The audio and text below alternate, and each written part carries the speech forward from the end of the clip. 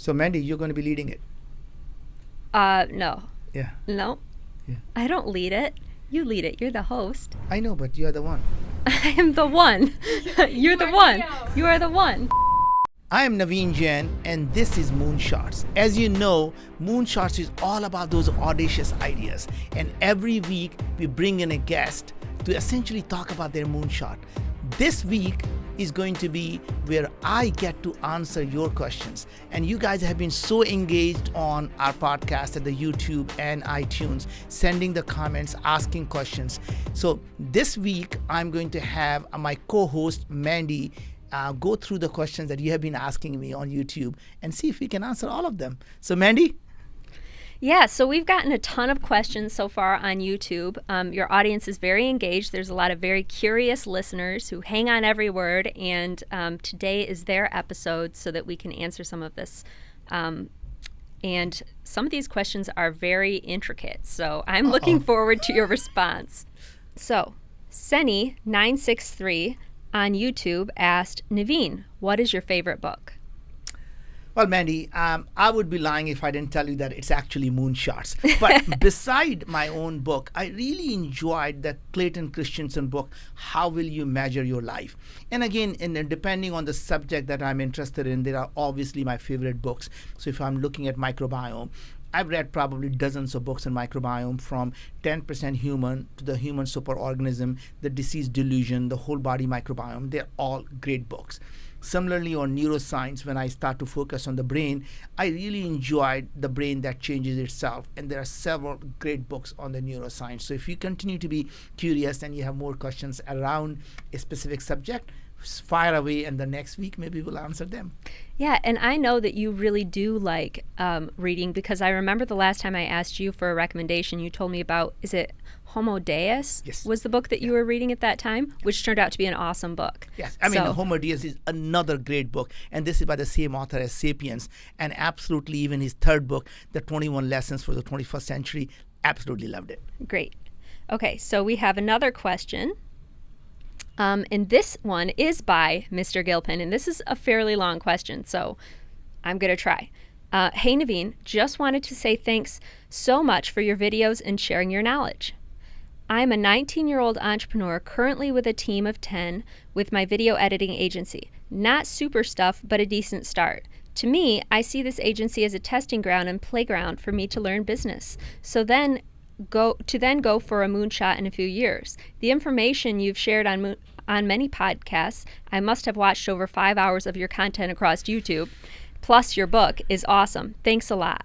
I will certainly join you in creating a large moonshot in time. My main question for now is, which could even take up an episode each. Number 1, how to find mentors, choose mentors, work with mentors as you scale your business to different heights, based on your journey, experience, and knowledge of how other billionaires handle this.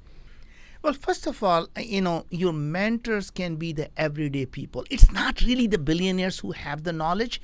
To me, your life is your biggest mentor. Life never stops teaching. It is we stop learning, right? You could literally find a great knowledge in a homeless person sitting by the wayside.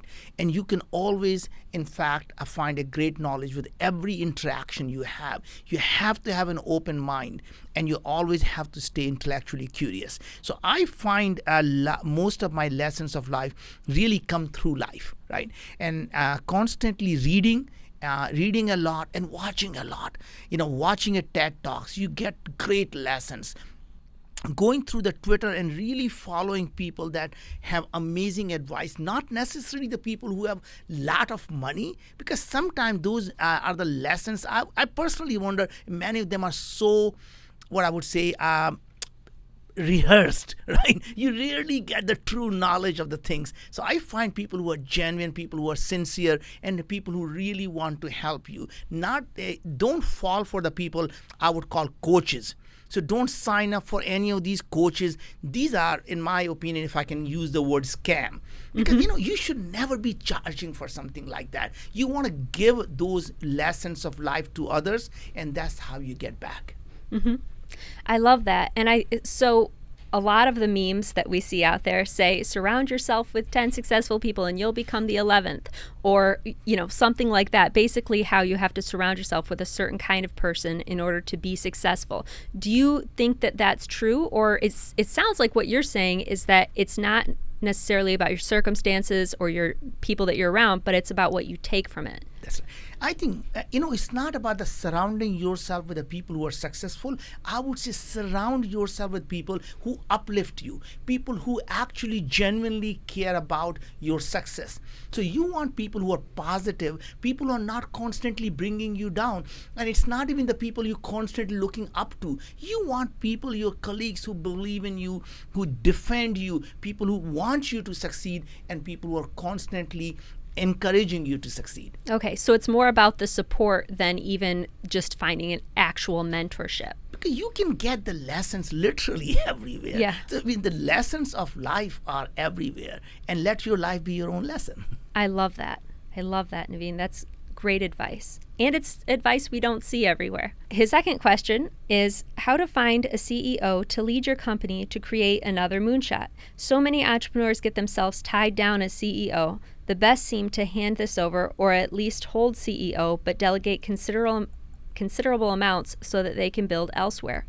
Plus timing for doing so, when to hand over, and handover details. How does this even work?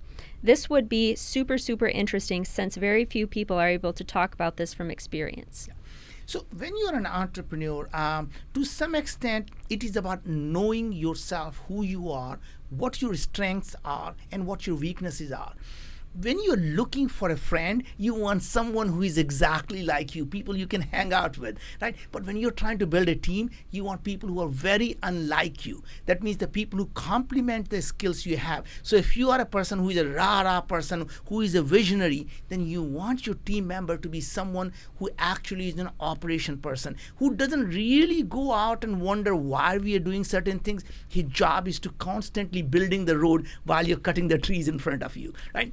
And same type of thing in a CEO. Again, it's not about you being a CEO or hiring a CEO. It's about what skills you are lacking. If you are a good operational or technical person, it is absolutely the right thing for you to do is to hire a CEO who can actually explain your vision, your ideas, and your company to other people. But if you happen to be the person with the vision and you're a great communicator and you're a good external person, you have a good idea of what you want done, then you're probably better off hiring a president or a chief operating officer who can go out and execute day-to-day vision. So you become the strategy guy and the person becomes a day-to-day operation. So it really depends on who you are, what your skills are, and complement those skills, and don't get hung up on the titles. I love that. That is great advice. And that's very unique advice. He has some excellent questions, and I love the knowledge that you're giving the audience. So his third question and final question is how to decide on equity splits with employees, how to set it up to incentivize and attract the best without diluting oneself to nothing, or don't do equity at all. Which one? First of all, you always should have equity. To me, the people who are working with you, if they don't feel that they are going to be rewarded and they feel and cheer for you when the company is successful. And they have skin in the game, right? More than just skin in the game. When you go out and tell them, we just signed this $100 million contract, and they simply say, well, what's in it for me? What do I care? And they, in fact, don't really cheer for you anymore. So if they are part of your success, everyone is rowing in the same direction. So I absolutely believe that every single person who works in the company must have equity.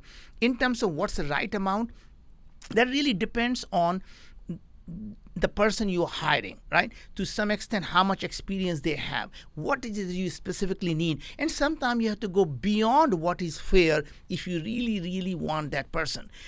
In general, in every company that I start, we have at least 25% or even 30% of the equity that goes to employees. And that does not include the founders, by the way. That is on top of that. So these are the people you hire after you have your founding team. In addition to that, there is never a dilution. This concept of dilution actually is a wrong concept. The people think of somehow if you own 100% of something and now you own 70% of something, somehow you have been diluted.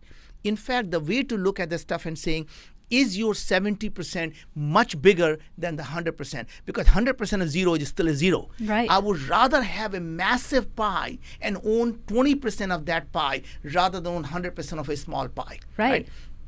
So if every person that you're bringing onto the team is helping you make that pie bigger and bigger And stronger. then you're not getting diluted. You, in fact, are it's accretive rather than being dilutive. So don't think in terms of the percentage ownership. Think of in terms of absolute value that you're creating. So the best way of looking at the stuff is really the value creation. That means how much value the people that you're bringing in are actually creating in terms of the overall value of the company. And if overall value of the company is going up, then you actually are accretive rather than dilutive. Yeah. And what is the difference between a founder's share and then people who come on afterwards? Is there a deal that you give people if they come in right at the beginning? And what does that look like? In general, there is no difference between the founder shares versus people who get the shares later. It is simply about making people feel good, that they feel that they're founder of the company rather than just actually people who came in later. The slight difference is in terms of, are you giving them the options or you're giving them the outright equity? Again, what type of options are you giving them? Are they the non-qualified options or they are incentive stock options? In terms of the tax benefit, if it's a non-qualified stock option, the people, when they only pay tax when they actually get the liquidity. That means when they sell the shares, but they have to pay the capital. They have to pay the actual ordinary income rather than the capital gain. Whereas in the founder shares, you pay the capital gains because they accelerate, you own them outright. And then incentive stock option can work either way. That means depending on is there a risk or not a risk, that means you can file a 83B election and you can probably get the capital gain out of that. Wow. And even on an NSO, the non-qualified stock option, when you get the stock option, you can file the 83B election and you can get a capital gain. I love how we're showing this different side of you. You're so knowledgeable about this. This is great for anybody who owns a business or is thinking about owning a business or starting up their next moonshot or great idea. Now they've got some real tactical knowledge about how they can best implement that and, I guess, not hit all of those road bumps that so many people do. Okay, and so now we have McCorkle, what a great name, on YouTube asks, hey Naveen, what do you think about a circular business model? And I think what he's saying is, what do you think about sustainability in business? Yeah, I think this is interesting. This concept of sustainability, as you probably has heard me talk before, is really about conservation. And, so I do like the idea that, we should be able to recycle and reproduce and use the content or use the production of the things instead of wasting the product. Can we actually use that as an input for something else? But this whole concept really need to be rethought, because this sustainability business model really comes from this mindset of scarcity. That things are somehow scarce and they have value and somehow they're finite. But if you start to look at a much bigger picture, that we are part of this universe, in this ecosystem of universe, there is no scarcity of the things that we talk about, whether it's land, whether it's water, whether it's energy, whether it is food.